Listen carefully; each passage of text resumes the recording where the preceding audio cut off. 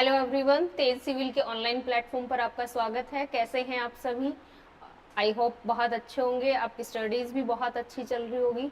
अभी हमारा qubit challenge चल रहा है जिसका आज डे 33 है। टॉपिक रहने वाला है मॉनसून।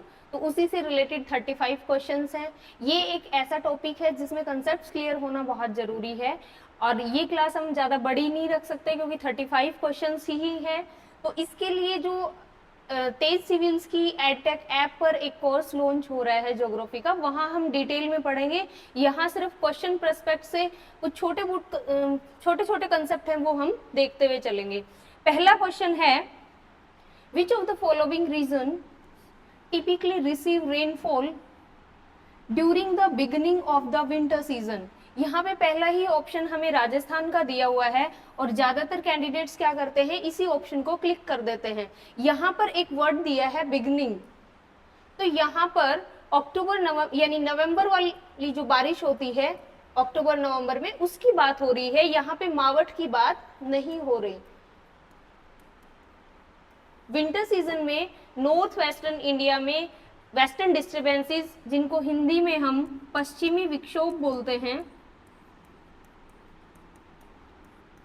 पश्चिमी विक्षोभों के कारण जो बारिश होती है उसको मावठ बोलते हैं और वो कब होती है, विंटर सीजन में। लेकिन यहाँ पर विंटर के बिगनिंग की बात हो रही है, यानी कि ये नॉर्थ ईस्ट मॉनसून या फिर जिसे हम रिटर्निंग या लौटता हुआ मानसून बोलते हैं, उसकी बात हो रही है।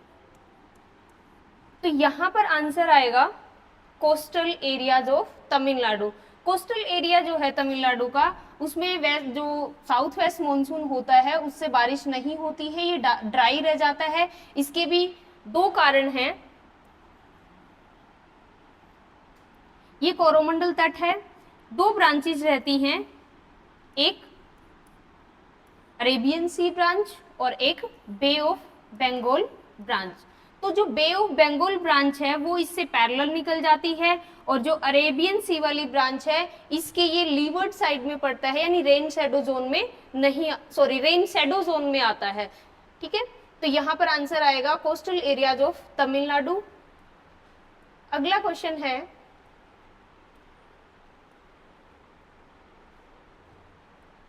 Consider the following statement about India's monsoonal climate. तो क्लाइमेट से रिलेटेड हमें कुछ स्टेटमेंट्स दी हुई है। Most part of India receive rainfall during the months of June to September, यानी यहाँ मॉनसून की बात हो रही है कि जो मॉनसून है वो जून से सितंबर में एक्टिव रहता है। कैसे रहता है, कौन कौन से कंसेप्ट हैं, जैसे थर्मल कंसेप्ट है, मॉडर्न कंसेप्ट है। इसमें हम काफी सारे कंसेप्ट पढ़ने वाले हैं जब हमारी इसकी सेपरेट क्लास होगी। तो यहाँ पर ये स्टेटमेंट है, ये करेक्ट है क्योंकि ज्यादातर रेनफॉल है वो कब होता है, जून से सितंबर में। दूसरा है, Coromandel coast remains dry during July and August. जब मॉनसून आता है, अभी हमने लास्ट क्वेश्चन में देखा था कि कोरोमंडल तट है वो क्या रहता है, ड्राई रहता है। क्यों रहता है ये भी हमने देख लिया है कि बे ऑफ बंगाल जो ब्रांच है वो पैरेलल निकल जाती है और अरेबियन सी के ये रेन शैडो जोन में आ जाता है। तो ये दोनों स्टेटमेंट है ये करेक्ट है। तीसरी स्टेटमेंट देखते हैं कि snowfall is common feature in the plains of northern India during the monsoon season. नहीं, जो जम्मू कश्मीर, उत्तराखंड और हिमाचल वाला एरिया है, हिमालयन जो पार्ट, वहां पर स्नोफॉल विंटर्स में होता है।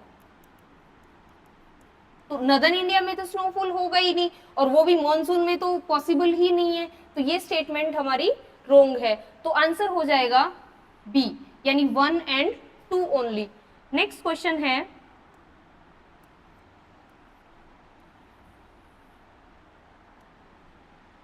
Consider the following statement regarding climate of India. Northern India lies entirely with in the tropical zone. यहाँ पर देखो एंटायरली वर्ड दिया हुआ है। हमें पता है कि इंडिया के बीचों बीच से, लगभग बीचों बीच से 23.5 डिग्री नॉर्थ यानी कर्क रेखा गुजरती है। तो जो कर्क रेखा के नॉर्थ वाला पार्ट है यहाँ सब ट्रॉपिकल और टेम्परेट क्लाइमेट मिलता है, और जो सदर्न पार्ट है यहाँ ट्रॉपिकल क्लाइमेट। ओवरऑल अगर इंडिया का क्लाइमेट पूछा जाता है तो सब ट्रॉपिकल क्लाइमेट है। अब यहाँ पर बोल रहा है entirely with in the tropical zone, तो ये स्टेटमेंट एक्सट्रीम स्टेटमेंट है, रोंग हो जाएगी। The area south of tropic of cancer experience high temperatures throughout the year. ये बोल रहा है कि जो ट्रॉपिक ऑफ कैंसर है उसके साउथ वाला जो एरिया है वहां पर टेम्परेचर है वो हाई रहता है। हाँ, हाई रहता है, ये स्टेटमेंट करेक्ट है। Areas north of the tropic of cancer experience a temperate climate with low annual temperature. देखो यहां तक तो ये स्टेटमेंट अगर होता तो ये ठीक हो जाता, लेकिन यहाँ पर लो एनुअल टेम्परेचर वेरिएशन बता रखी है। अगर हम राजस्थान का एग्जांपल लें तो हमारे यहाँ पर एक्सट्रीम क्लाइमेटिक कंडीशंस हैं, यानी कि अगर डे वाइज देखें, डेली टेम्परेचर की बात करें तो वो भी बहुत ज़्यादा हाई चेंज रहता है, यानी हाई वेरिएशंस होती हैं कि दिन का जो टेम्परेचर है वो बहुत हाई होता है, रात में बहुत लो चला जाता है। ऐसे ही विंटर्स की बात करें तो टेम्परेचर बहुत लो चला जाता है, समर्स की बात करें तो बहुत हाई चला जाता है। यानी यहाँ पर जो टेम्परेचर वेरिएशंस है वो क्या होती है, हाई होती है। स्टेटमेंट में हमारा क्या दिया हुआ है, लो, तो ये स्टेटमेंट क्या हो जाएगी, रोंग हो जाएगी। तो ओनली 2 स्टेटमेंट है वो करेक्ट है, ऐसा ऑप्शन है 2। अगला क्वेश्चन देखते हैं, question number 4। With reference to climatic impact of India's latitude location consider the following statement. हमें कुछ स्टेटमेंट दी हुई है, इनमें से बताना है कि कौन सी सही है। India lies in both tropical and सब ट्रॉपिकल जोन। अभी देखा था हमने कि ट्रॉपिकल में भी है और सब ट्रॉपिकल में भी। Subtropical zone experience an equable climate similar to the coastal regions. देखो जो सब ट्रॉपिकल जोन है वह कोस्टल क्लाइमेट के इक्वल नहीं हो सकता। क्यों? क्योंकि कोस्टल एरिया में मॉडरेटिंग इफेक्ट होता है। क्या होता है? Moderating effect. मॉडरेटिंग इफेक्ट की वजह से यहाँ पर टेम्परेचर है वो अलग रहता है और सब ट्रॉपिकल जोन में अलग रहता है। वेरिएशंस हैं, सब ट्रॉपिकल में ज्यादा होती हैं और कोस्टल में कम होती है। तो ये स्टेटमेंट रॉन्ग है। The tropical zone of India is characterised by high daily temperature ranges. Tropical zone की बात कर रहा है, किसकी? ट्रॉपिकल। हमने देखा था कि जो सब ट्रॉपिकल जोन है वहां पर, जैसे राजस्थान का ही हमने एग्जांपल लिया था कि एक्सट्रीम क्लाइमेटिक कंडीशंस रहती हैं। क्या रहती है? एक्सट्रीम क्लाइमेटिक कंडीशंस रहती है। एनुअल टेम्परेचर की बात करें, चाहे हम डेली टेम्परेचर की बात करें, उसका वेरिएशन क्या होता है? हाई होता है। लेकिन अगर ट्रॉपिकल एरिया की बात करें, जैसे इक्वेटर या भूमध्य रेखा के आसपास वाला एरिया है, वहां पे टेम्परेचर में वेरिएशंस हैं वो बहुत लो रहती हैं। तो यहां पर दिया कि tropical zone of India high daily temperature, तो यहां पर क्या आना चाहिए था? लो अगर होता तो ये करेक्ट हो जाता। तो क्या है? ये रॉन्ग स्टेटमेंट है। आंसर आ जाएगा ओनली 1। ठीक है, अगला क्वेश्चन देखते हैं। Which of the following statement are incorrect regarding monsoon mechanism? Monsoon mechanism है, एक काफी बड़ा टॉपिक है, इसमें कंसेप्ट बेस्ड है पूरा। तो यहाँ पर हम जस्ट नॉर्मल जो स्टेटमेंट है वो देखेंगे कि monsoon travel from the sea to land in winters and from land to sea during summers. थोड़ा सा देख लेते हैं। जैसे ये सदर्न पार्ट है इंडिया का, ये जो भाग है नॉर्थ इंडिया का, जिसमें यहाँ तिब्बत वाला भाग भी देख लेते हैं हम, ये हिमालय वाला पार्ट है और ये नदर्न इंडिया है। यहाँ पर गर्मियों में क्या होता है? टेम्परेचर बढ़ जाता है। टेम्परेचर और प्रेशर में इनवर्स रिलेशन होता है, यानी व्युत्क्रमानुपाती संबंध होता है। तो जैसे जैसे टेम्परेचर बढ़ेगा प्रेशर क्या हो जाएगा, कम। तो यहाँ क्या बन जाता है, बहुत ज्यादा लो प्रेशर बन जाता है। मेडागास्कर के आसपास वाला जो एरिया है, मैं यहाँ ड्रॉ नहीं कर पा रही हूँ क्योंकि मैप मैंने थोड़ा नीचे बनाया है, तो मेडागास्कर वाला जो एरिया है वहां पर क्या डेवलप होता है, हाई प्रेशर। विंड्स जो है वो हाई प्रेशर से लो प्रेशर की ओर मूव करती हैं। जैसे ये विंड्स हाई प्रेशर से लो प्रेशर की तरफ जाएंगी, हिंद महासागर से मॉइस्चर उठाएंगी, और जैसे ही इनको वेस्टर्न घाट में या हिमालय में बैरियर मिलता है तो ये वहां पर ओरोग्राफिक रेनफॉल स्टार्ट हो जाता है। तो यहाँ हम देख रहे हैं कि जो समर सीजन है, जब मॉनसून आता है तो यहाँ पे जो ओशंस हैं यानी इंडियन ओशन से लैंड की तरफ मूवमेंट हो रहा है। क्या ऐसा ही दिया है कि स्टेटमेंट में land to the seas during summer, उल्टा दिया हुआ है, तो ये स्टेटमेंट क्या हो जाएगी, रॉन्ग हो जाएगी, क्योंकि ये जो north to south, north east से जब नॉर्थ ईस्ट मॉनसून आएगा तब तो क्या होगा, लैंड टू सी, और साउथ वेस्ट आएगा तब सी टू लैंड, तो ये उल्टा दिया हुआ है। दूसरा स्टेटमेंट है formation of intense high pressure system over Tibetan plateau contributes to its mechanism, कि ये स्टेटमेंट में बोला गया है कि जो तिब्बत का पठार है वहां पर कैसा प्रेशर डेवलप होता है, हाई प्रेशर सिस्टम, जबकि हमने देखा था कि समर में क्या होता है, लो प्रेशर सिस्टम जनरेट होता है, तो ये स्टेटमेंट भी क्या है, रॉन्ग है।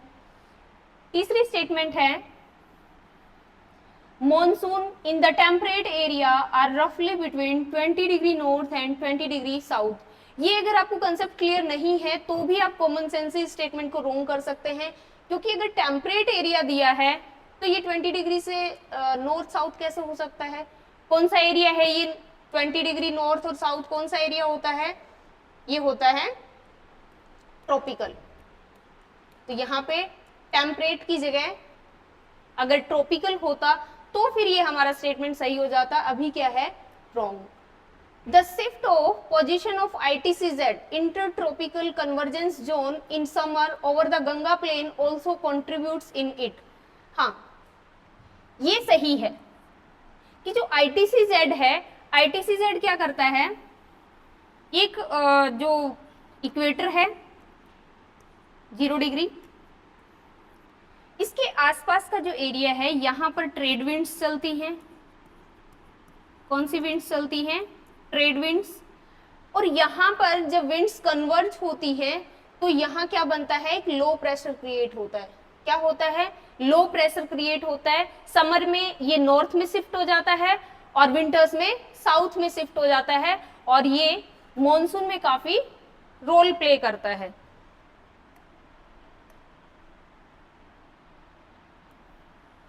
तो हमने देखा कि ये स्टेटमेंट रॉन्ग थी, ये भी रॉन्ग थी, ये रॉन्ग थी और ये सही है। अब हमें क्वेश्चन में पूछा क्या गया था कि इनकरेक्ट स्टेटमेंट पूछी है, तो A, B एंड C ये हमारा आंसर होना चाहिए, ऐसा है ऑप्शन बी। ठीक है, सेकंड ऑप्शन इसमें A, B, C दिया हुआ है। अब हम देखते हैं अगला question.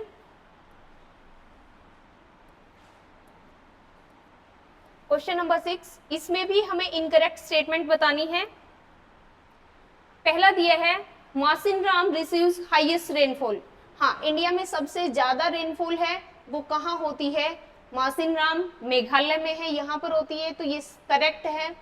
Cherrapunji is the second wettest place on the planet after Mawsynram, ये भी सही है। तीसरा है Jaisalmer district of Rajasthan is known to receive the lowest amount of the rainfall, ये भी सही है। Aravali has no role in the determining the monsoon in Rajasthan, हम हमेशा से पढ़ते आए हैं कि अरावली जो है वो राजस्थान के मॉनसून को बहुत ज्यादा प्रभावित करता है।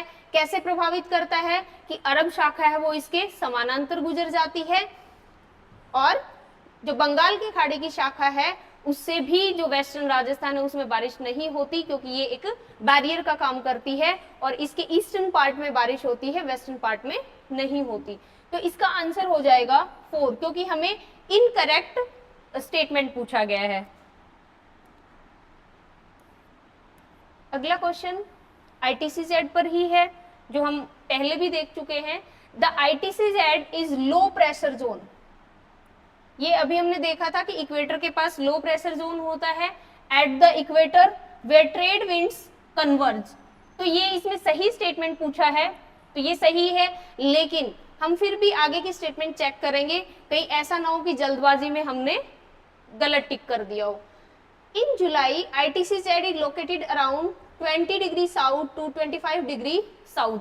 मैंने आपको अभी बताया था कि जुलाई में यानी समर्स जब होती है तो ये किधर शिफ्ट होता है, नॉर्थ में, तो साउथ नहीं हो सकता है। फिर विंटर्स में उल्टा दिया हुआ है या नॉर्थवर्ड दिया है या साउथ आएगा। It is also known as monsoon trough during winters. देखो मॉनसून ट्रफ तो इसको बोला जाता है, लेकिन समर्स में, तो इसका करेक्ट आंसर हो जाएगा 1।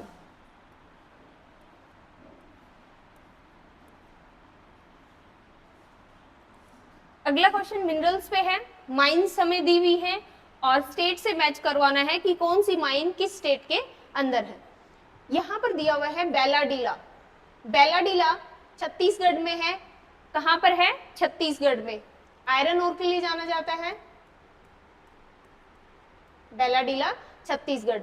ए को 2 से मैच करवाना है तो ये ऑप्शन कट हो जाता है, ये ऑप्शन भी कट हो जाता है।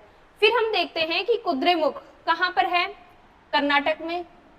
बी का मैच करवाना है 3 से, तो ये ऑप्शन भी क्रॉस हो गया, आंसर बचा 2। फिर भी आगे वाले देख लेते हैं। सलेम तमिलनाडु में है, सिंहभूम झारखंड में है। देखो सिंहभूम को याद रखना वैसे भी बहुत आसान है। सिंह शेर जो होता है वो कहाँ रहता है, झाड़ियों में। शेर कहाँ रहेगा, झाड़ियों में, जंगलों में रहता है। तो हम यहाँ से थोड़ा लिंक कर सकते हैं, क्योंकि चीजें आसान हो जाती हैं ऐसा करने से, कि अब जब भी झारखंड का कोई एक्रोनिम या ट्रिक बनाए तो झाड़ियों से बना सकते हैं और उसको लिंक कर ले। तो सिंह कहाँ मिलेगा, झाड़ियों में, क्योंकि ये सारी जो माइंस हैं, ये जगहों के नाम सारे मिक्सअप हो जाते हैं। जब हम याद करते हैं तब लगता है याद है, लेकिन एग्जाम हॉल में जब इनको करने बैठते हैं तो लगता है सब मिक्सअप हो गया। ठीक है, अगला क्वेश्चन है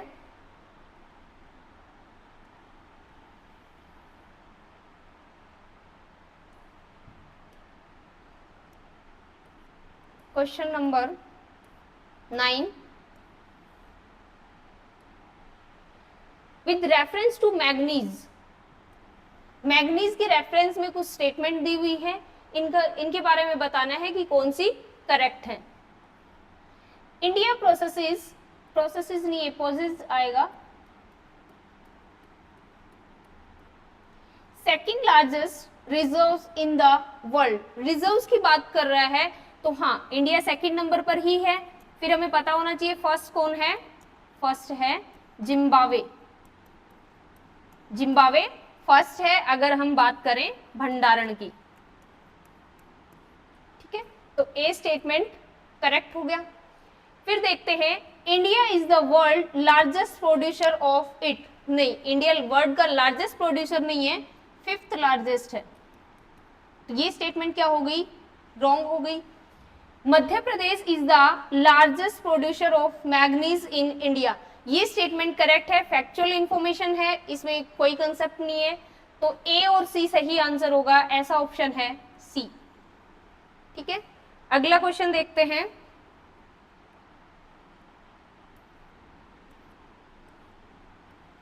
बॉक्साइट माइंस दी हुई है, स्टेट से मैच करवाना है कि कौन सी माइन कहां पर है।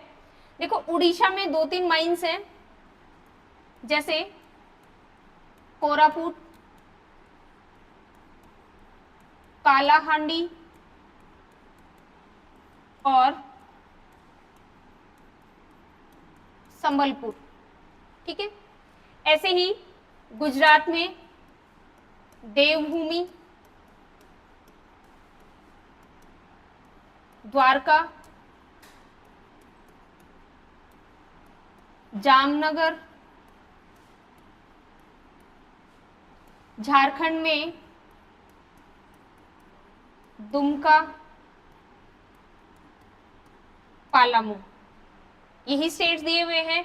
अब देखो कोरापुट ओडिशा से सही मैच है, देवभूमि गुजरात सही मैच है, दुमका झारखंड सही मैच है, संबलपुर उड़ीसा सही मैच है, यानी कि इसमें एक भी मैच गलत नहीं है, तो हमारा आंसर हो जाएगा नन ऑफ द अबोव या नन ऑफ दीज। अगला question, question number 11, in which state are the largest reserve of thorium. Thorium के लार्जेस्ट रिजर्व पूछा है, तो इंडिया में जो थोरियम के रिजर्व हैं वैसे तो केरला, आंध्र प्रदेश, तमिलनाडु, ये जो कोस्टल एरियाज हैं यहां पर एक सॉइल मिलती है मोनोजाइट सॉइल। केरला में ये सॉइल ज्यादा मिलती है, लेकिन हम बात कर रहे हैं रिजर्व्स की, तो रिजर्व्स हैं वो आंध्र प्रदेश में सबसे ज्यादा है। यहाँ पर अगर आपने पीडीएफ डाउनलोड की हुई है तो इसका ऑप्शन सही कर ले, क्योंकि गलती से ये मिस प्रिंटिंग हो गई है या मिस टाइपिंग हो गई है। यहाँ पर केरला नहीं आएगा, आंसर आएगा आंध्र प्रदेश। ठीक है, इसकी एक्सप्लेनेशन सही दी हुई है, बस ऑप्शन चेंज करना है आपको।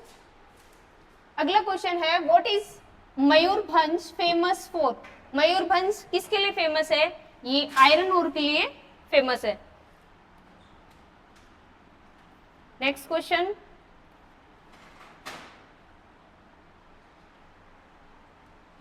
विच of the following is largest coal producing region. Largest coal producing region पूछा है, तो ये है Damodar valley region. One liner factual question है ये सारे। Baba Budan hills located in Karnataka. देखो यहाँ पे एक क्वेश्चन यहाँ से भी बन सकता है कि बाबा बुडान हिल्स कहाँ पर है? कर्नाटका में। ये किसके लिए फेमस है? ये भी आयरन ओर के लिए फेमस है। अभी थोड़ी देर पहले मैंने एक और फेमस बताया था आयरन ओर के लिए, वो आपको रिकॉल होना चाहिए, बेलाडीला छत्तीसगढ़। अगला क्वेश्चन है, कुछ पेयर्स हमें दिए हुए हैं जिसमें रिफाइनरीज के नाम दिए हैं और आगे स्टेट के नाम दिए हुए हैं, और इसमें पूछा है note correctly matched. Assam Barauni oil refinery. देखो आसाम में हम पढ़ते हैं जो इंपॉर्टेंट ऑयल रिफाइनरीज हैं, जैसे डिगबॉय, नूनमाटी, तो इसका मतलब ये क्या है? रोंग है। फिर बरौनी फिर है कहां? बरौनी है बिहार में। बरौनी रिफाइनरी कहां है? बिहार में। विशाखापट्टनम और तातीपाका कहां है? आंध्र प्रदेश में। ये सही मैच दिए हुए हैं। पारादीप ओडिशा में है।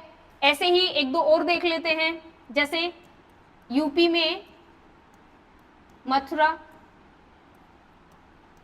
गुजरात में जामनगर,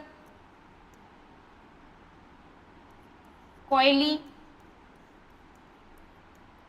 पंजाब में भटिंडा, हरियाणा में पानीपत। ये वही पानीपत है जिसमें 3 मेजर युद्ध हुए थे, पानीपत की युद्ध। ठीक है, अगला क्वेश्चन है, best type of coal among the following. Coal के जो 4 टाइप हैं वो दिए हुए हैं, चारों के नाम है, इनमें से बताना है कौन सा बेस्ट क्वालिटी का होता है। तो ये होता है एंथ्रासाइट। इनका सीक्वेंस रहता है एंथ्रासाइट, उसके बाद बिटुमिनस, फिर लिग्नाइट और फिर है पीट, यानी पीट है वो सबसे लो क्वालिटी का कोल होता है। अगला क्वेश्चन है, consider the following statement about haematite. Haematite है आयरन का टाइप, मतलब आयरन के टाइप्स हैं, haematite, magnetite, siderite, lignite, limonite. Lignite है वो कोल का है। It is also known as red ochre due to its reddish colour. Haematite, haem जो हीमोग्लोबिन में भी जो हेम है, यहाँ पर भी हेम है, तो ये जो रेड कलर है वो किसकी वजह से होता है? हीमोग्लोबिन में आयरन की वजह से।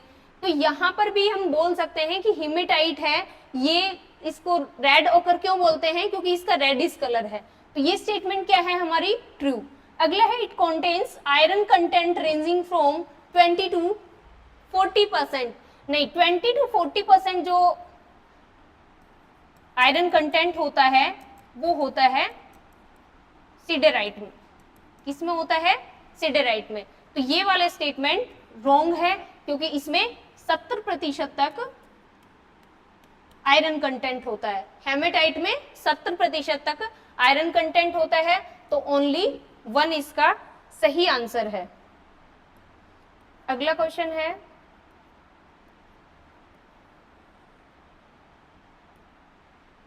which iron has the lowest iron content ranging from 20 to 40%।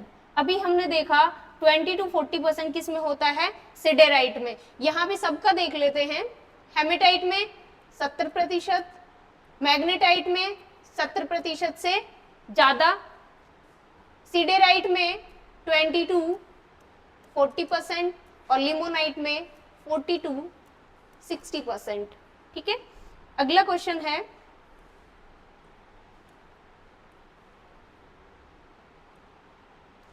Which of the following statement true about limonite. Limonite के बारे में पूछा है। पहला स्टेटमेंट है येलो और लाइट ब्राउन कलर्ड होता है, हाँ होता है, and contains iron ranging from 40 to 60%। ये अभी हमने लास्ट क्वेश्चन में देखा था, तो ये स्टेटमेंट करेक्ट है। अगला है it is known as black ore and has magnetic properties. Black ore इसको नहीं बोलते हैं, ब्लैक और बोलते हैं मैग्नेटाइट को। इसको बोलते हैं मैग्नेटाइट को, और हीमेटाइट को रेड ओकर। ठीक है, तो ये स्टेटमेंट रॉन्ग है, ओनली 1 हमारा करेक्ट आंसर होगा। अगला क्वेश्चन, स्टेटमेंट अबाउट मैग्नीज। अभी थोड़ी देर पहले हमने क्वेश्चन देखा था मैग्नीज का ही, कि रिजर्व की बात करें तो इंडिया सेकंड नंबर पर है, फर्स्ट कौन है, जिम्बाब्वे। प्रोडक्शन में इंडिया की 5th पोजीशन है और प्रोडक्शन में फर्स्ट है चाइना।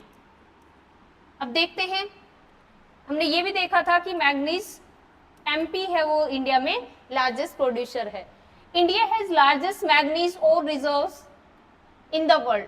मैग्नीज और के लार्जेस्ट रिजर्व है, नहीं, कौन से हैं, second largest. Manganese is an important raw material for smelting iron ore. हाँ, ये स्टेटमेंट है, ये करेक्ट है, तो आंसर हो जाएगा only 2।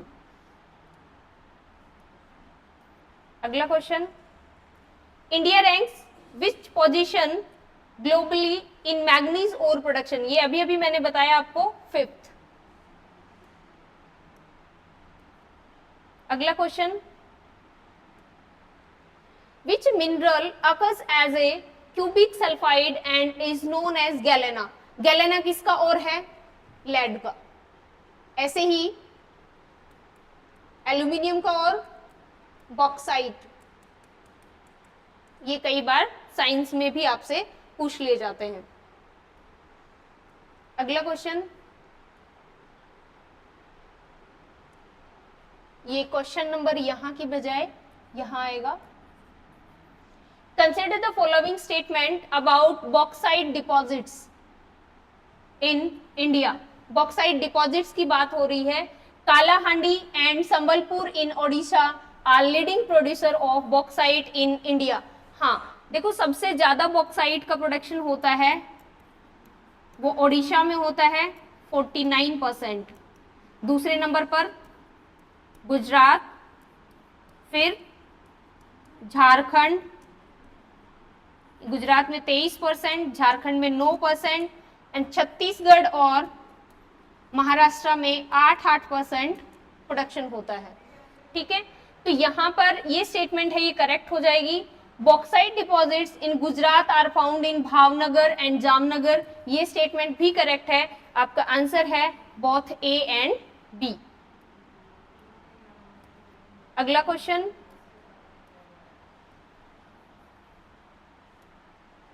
Identify incorrect statement regarding bauxite. देखो aluminium derived from bauxite is known for its lightness, strength and resistance to corrosion। कि बॉक्साइट जो है उससे हम एल्यूमिनियम ड्राइव करते हैं। इसकी कुछ प्रॉपर्टीज दे रखी हैं कि एल्यूमिनियम बहुत लाइट होता है, हाँ होता है, स्ट्रेंथ बहुत अच्छी होती है, कोरोजन की रेजिस्टेंस होता है। यहाँ पर इसके लिए हम जंग वर्ड यूज नहीं करते हैं, ठीक है, शरण वर्ड यूज कर लेते हैं, क्योंकि जंग जो है वो रस्टिंग होती है, जो केवल आयरन के लिए ही यूज किया जाता है ये वर्ड। बाकी जो धातुएं हैं, जो मेटल्स हैं, उनका जो शरण होता है उसके लिए कोरोजन वर्ड यूज करते हैं, और आयरन के लिए हम रस्टिंग या जंग वर्ड यूज करते हैं। तो ये एकदम करेक्ट स्टेटमेंट है। अगले है Chhattisgarh has no significant bauxite deposits. अभी अभी हमने देखा था कि छत्तीसगढ़ में भी 8% बॉक्साइट का प्रोडक्शन होता है, ठीक है, तो इसमें डिपॉजिट्स नहीं है, ये वाली स्टेटमेंट रॉन्ग है। अब हमें पूछा क्या है, इनकरेक्ट स्टेटमेंट, तो इनकरेक्ट स्टेटमेंट ओनली 2, तो इसका आंसर हो जाएगा बी। अगला question,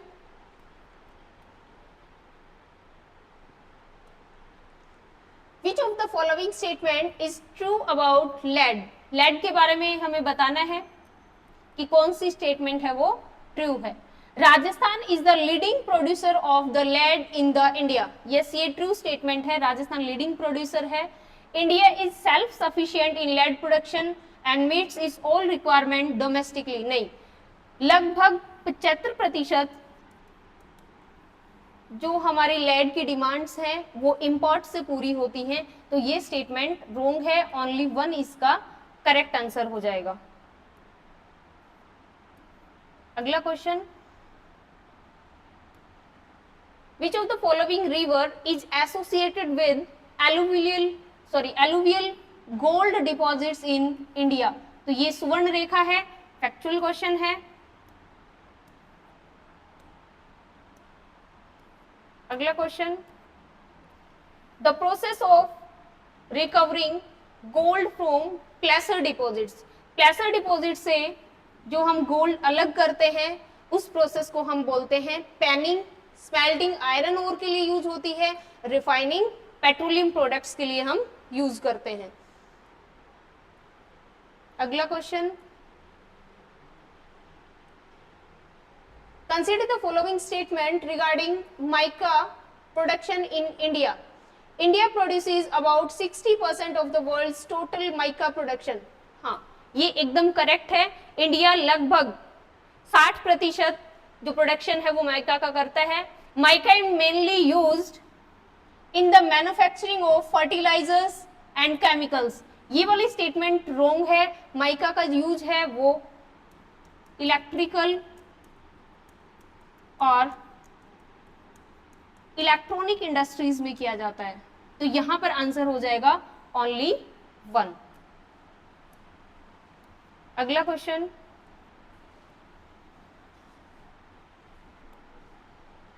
which state has largest deposits of mica in India? तो ये हमारा राजस्थान है, फर्स्ट नंबर पे माइका का प्रोडक्शन सबसे ज्यादा होता है। अगला question, question number 30, consider the following statement regarding factors influencing the India's local climates. India का जो लोकल क्लाइमेट है उनको कौन कौन से फैक्टर्स हैं वो इन्फ्लुएंस करते हैं, उसके रिगार्डिंग हमें 2 स्टेटमेंट दी हुई है, ये बताना है कौन सी सही है। The inflow of western cyclones during winter season creates favourable weather conditions for rainfall in India.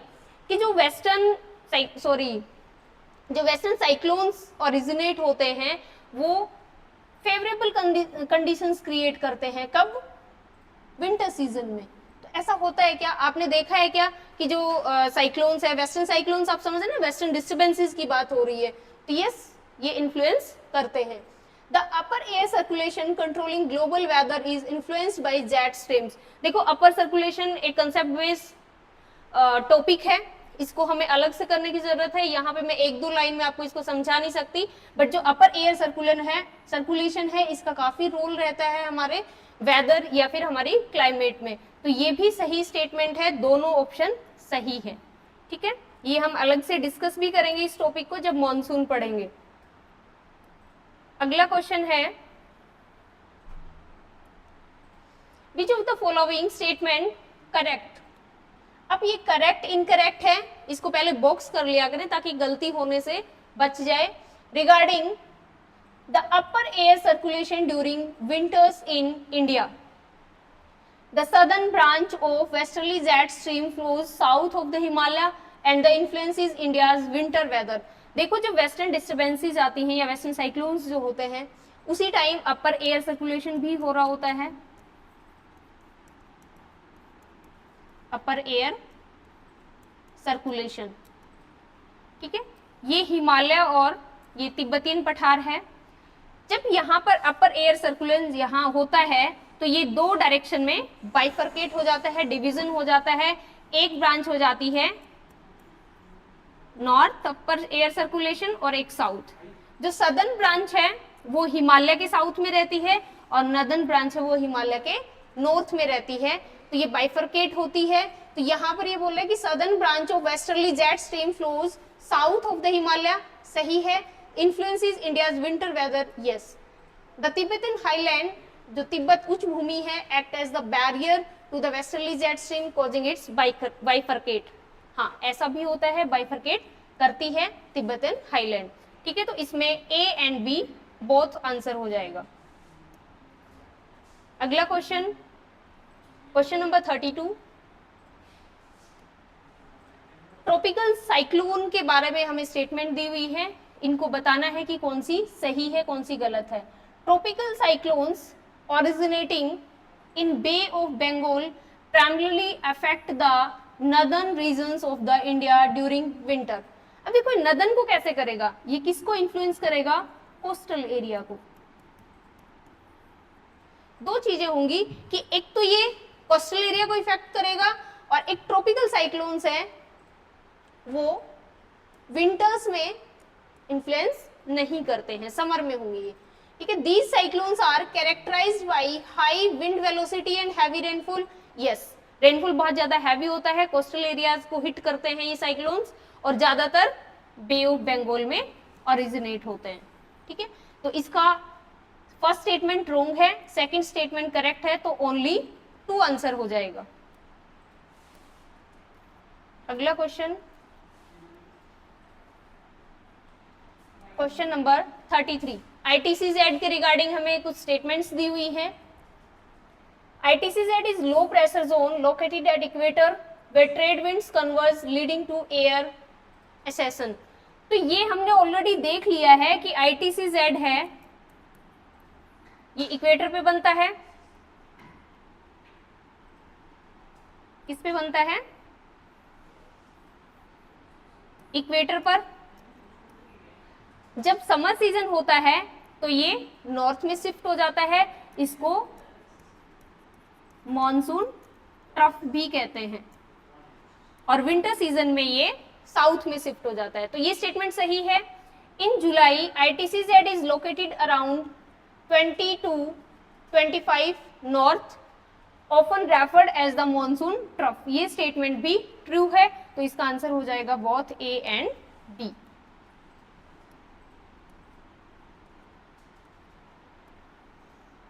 अगला क्वेश्चन है क्वेश्चन नंबर 34। कुछ स्टेटमेंट्स हमें दी हुई है और ये पूछा है कि इनमें से कौन सी करेक्ट है ड्यूरिंग समर सीजन, ठीक है। An easterly jet stream flows over the southern part of Indian peninsula in June with speed of 90 kilometre per hour. ये एकदम सही है, जेट स्ट्रीम मूव करती हैं। आपने ये भी पढ़ा होगा कि जब तेज होती हैं तो मॉनसून भी क्या होता है, तेज, ठीक है। तेज होती है तब मॉनसून तेज। यहाँ पे तेज क्या है, ट्रॉपिकल ईस्टर्ली जेट स्ट्रीम। तो ये स्टेटमेंट करेक्ट है। By the September the easterly jet stream shift toward northward up to 30 degree north. देखो अगस्त में ये हाईएस्ट जाती हैं और ये 22 डिग्री तक जाती है, 22 डिग्री नॉर्थ। आमतौर पर 30 डिग्री तक नहीं फ्लो करती है, ठीक है, इतना शिफ्ट इनमें नहीं होता है, तो ये स्टेटमेंट रॉन्ग हो जाएगी। और इसका आंसर हो जाएगा ओनली 1। ठीक है, अगला क्वेश्चन, आज का लास्ट क्वेश्चन है क्वेश्चन नंबर 35। एल नीनो के बारे में 2 स्टेटमेंट दी हुई हैं, हमें ये बताना है कि ये सही है या गलत है।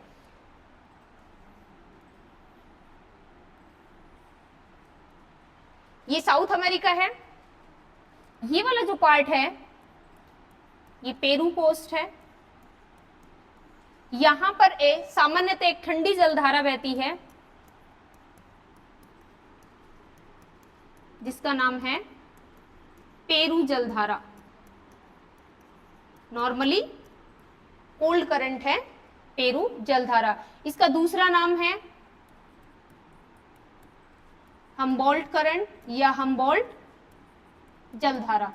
सामान्यतः कैसे होती है, ठंडी जलधारा होती है, लेकिन कुछ वर्षों बाद जब एल नीनो आता है तब ये जलधारा है ये गर्म हो जाती है, यानी कि इसको वार्म करंट बोलते हैं।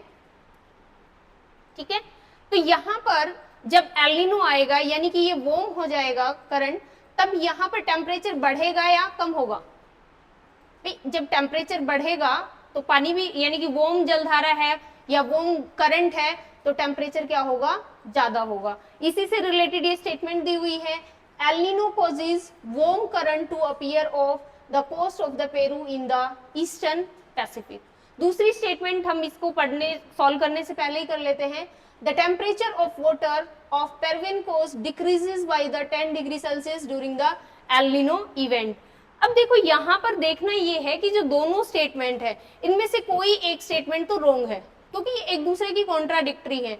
अगर मान लो एल नीनो वार्म करंट है तो टेम्परेचर डिक्रीज नहीं हो सकता, और अगर एल नीनो में टेम्परेचर डिक्रीज हो रहा है इसका मतलब ये वार्म करंट नहीं है। तो आप कॉमन सेंस से भी 50% ऑप्शन है वो क्रॉस कर सकते हैं। तो इसमें ये वाला स्टेटमेंट सही है, ये स्टेटमेंट सेकंड वाला रॉन्ग है, क्योंकि टेम्परेचर है वो 10 डिग्री से इंक्रीज हो जाता है। और यहाँ पर हम देखते हैं कि हमारा जो मॉनसून है उसको कैसे इफेक्ट करता है। जब एल नीनो आता है तो हमारे यहाँ सूखा पड़ता है या मॉनसून वीक हो जाता है। जब लानीना होता है तो इसका उल्टा होता है, इंडिया में बाढ़ जैसी स्थितियां बन सकती हैं। तो इसका करेक्ट आंसर है वो ओनली 1 करेक्ट है। और ये आज का लास्ट क्वेश्चन था, क्यूबिट डे 33 था। एक दिन और बचा है हमारा डे 34, वो ज्योग्राफी, इंडियन और वर्ल्ड ज्योग्राफी का लास्ट क्यूबिट होगा। उसके बाद राजस्थान ज्योग्राफी का क्यूबिट स्टार्ट होने वाला है। आज के लिए इतना ही, थैंक यू।